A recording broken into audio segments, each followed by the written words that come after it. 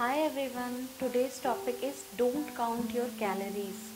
कभी भी calories count मत कीजिए आप खाने से पहले।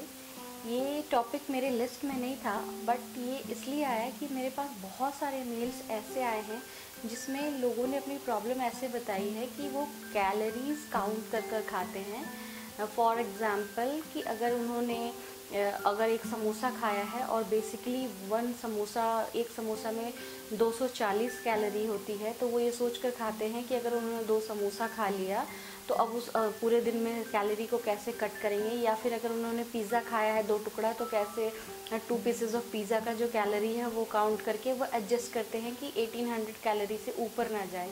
बट ये मत कीजिए, इससे कोई फ़ायदा नहीं है, बिकॉज़ हमारे बॉडी को जो चाहिए वो आपको जंक फूड में नहीं मिलेगा। अगर आप कैलोरी काउंट कर भी रहे हैं और इवन देन आप ये कह रहे हैं कि कैलोरी हम इनटेक करते हैं, इवन देन मेरा वेट रिड्यूस नहीं हो रहा है, तो इसकी सबसे बड़ी वजह है कि वेट रिड्यूस होने के लिए कार्ब जितना इम्पॉर्टेंट है, प्रोटीन जितना इम्पॉर्टेंट है, उतना ही इम्पॉर्टेंट विटामिन्स एंड मिनरल्स भी है।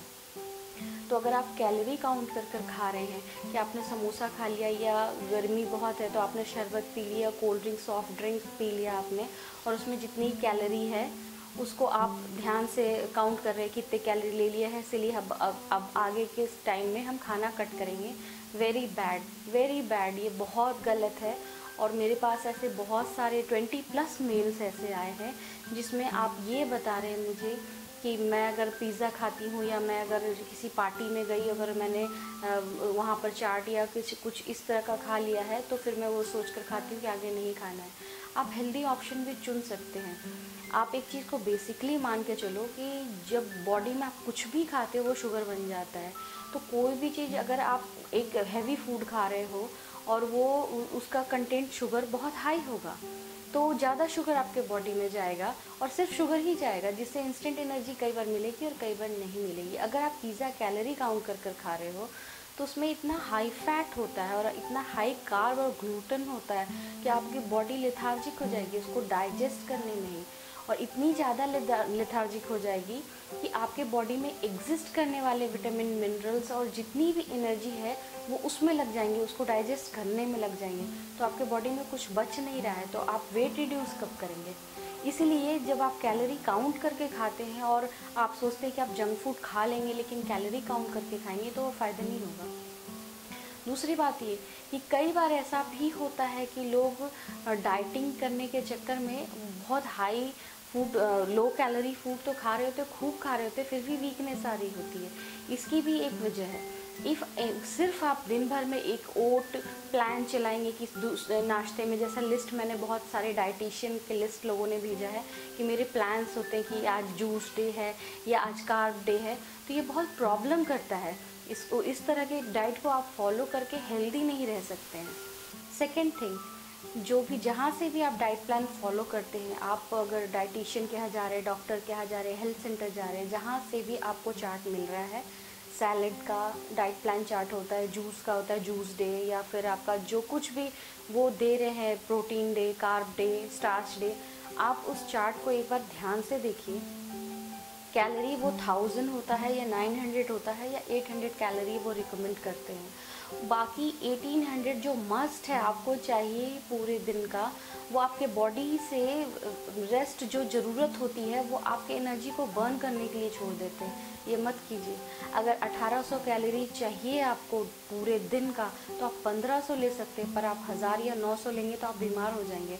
और आप अगर हेल्दी नहीं रहेंगे तो कोई फ़ायदा नहीं है। आप वो जैसे ही आप नॉर्मल डाइट पे जाएंगे वो बहुत तेज़ी से, क्योंकि बॉडी का मेटाबॉलिज्म इतना लो हो जाएगा कि आप फिर डाइजेस्ट नहीं कर सकते चीज़ों को, और फिर ये फैट बढ़ेगा ही, और फ्रस्ट्रेशन भी बढ़ेगा, और आप एग्जॉस्ट फील करेंगे और फेल फील करेंगे कि आपने नहीं अचीव किया।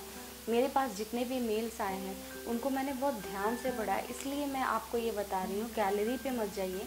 किसी भी सेंटर में अगर वो कैलोरी दे रहे कि आधा टीस्पून शुगर लेना चाहिए या फिर ऐसा लेना चाहिए, तो आप ये ध्यान दो कि जो कुछ भी उसमें लिखा है, हेल्दी कैलोरी आपको मिनिमम 1500 पर डे चाहिए ही चाहिए।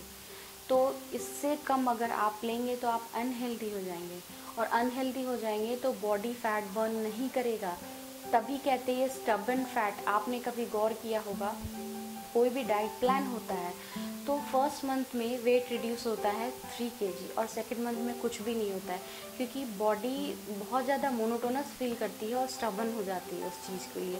क्योंकि जो डाइट प्लान होता है वो मेटाबॉलिज्म को जर्क नहीं दे पाता है और उसके बाद आपकी बॉडी उस चीज़ को पचा नहीं सकती। कैलोरी जैसे ही कम होगा बॉडी लेथार्जिक हो जाती है, फटिगनेस फील होने लगता है, आप थकान महसूस करेंगे, कहीं मन नहीं लगेगा। आपने अगर एक डाइट प्लान फॉलो किया और किसी सेंटर पे गए, आप जॉब कर रहे हैं, आप पूरे दिन आपके दिमाग में एक ही बात होती है, क्या खाना है, क्या खाना है, अब क्या खाना है, अब क्या खाना है, मन नहीं लग रहा है काम में।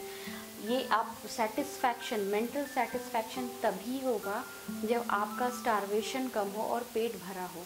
और आप हेल्दी, बहुत सारी चीज़ें होती हैं मार्केट में जिसको खा के पेट भर सकते हैं, बट उसमें इतनी कैलोरी ज़रूर हो जिससे कि आपका फिज़िकल सेटिस्फैक्शन हो पाए, आपके मन में, आपके अंदर से आपको एक फीलिंग आए कि नहीं आप सेटिस्फाई हो।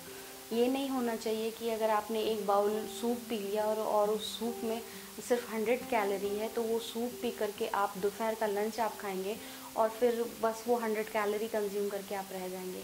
वो बहुत ख़राब है। कम से कम आपके लंच में 380 कैलोरी होनी ही चाहिए, क्योंकि वो बीच का टाइम होता है और आप उसके बाद भी मेहनत कर रहे होते हैं और उसके पहले भी मेहनत कर रहे होते हैं, तो आप उससे कम कैलोरी लेंगे तो आपका काम नहीं चलेगा। तो ये आप ध्यान दीजिए, ब्रेकफास्ट स्किप मत कीजिए, लंच स्किप मत कीजिए और डिनर स्किप मत कीजिए और मंचिंग चालू रखिए। खाना बहुत ज़रूरी है अगर आपको स्लिम और हेल्दी स्लिमिंग चाहिए तो।